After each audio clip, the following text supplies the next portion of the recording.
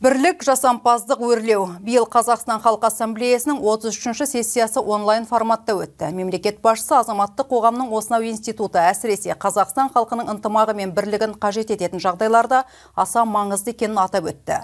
Сессия отырысына қатысушылар бүгінде өз әсерлерімен бөлісті. Мемлекет басшысы Қазақстан Халқы Ассамблеясының 33-ші сессиясында сырттан келетін келеңсіз ықпалдан ада болып, өзіміздің идеологиялық бағыттағы күн тәртібімізді ұстануға шақырды. Түрлі сын-қатерге қарамастан еліміз стратегиялық мақсат міндеттерінен айнымайтынына назар аударды. Бүгінгі таңда негізгі миссия құру, жаңару, алға жылжу, өркендеу, қолдау. Бұл ретте бірлік пен ынтымақ басты құндылықтар мен бағдарлар.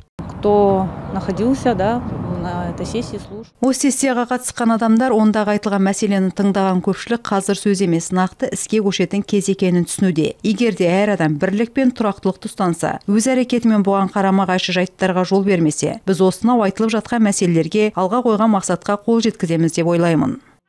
Динара Шорманбаева ассамблея сессиясына қатысушылардың бірі. Қарағанды жоғары оқу орындарының бірінің кафедра меңгерушісі. Осыған дейін жүргізілген реформалар азаматтық қоғамның дамуына күшті серпін беруде деген пікір пайымын білдірген кафедра меңгерушісі бүгінгі таңда азаматтардың мемлекеттік шешімдер қабылдаудағы мүмкіндіктері айтарлықтай кеңейгенін де атап өтті. Бұл ретте біздің қоғам әлеуетші маңызды құндылықтарды, көзқарастарды және шешім пайымды дұрысты қалыптастыру маңызды дейді сарапшы. Эти посылы, это основные ценности.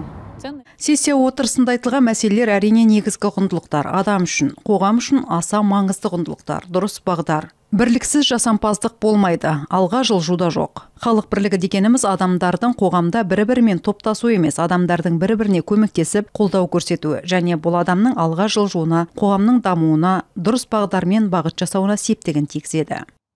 Бірлік жасампаздық өрлеу тақырыбымен айшықталған Қазақстан Халқы Ассамблеясының 33-ші сессиясында халық бірлігі, жасампаздық, өркендеу, ел үйісуі бағытындағы бірқатар мәселелер айтылды. Осы ретте су тасқынына байланысты қиын жағдайда Қазақстан Халқы Ассамблеясы өзін бірлік пен ынтымақ құндылықтарының тиімді насихаттаушысы ретінде көрсете білді.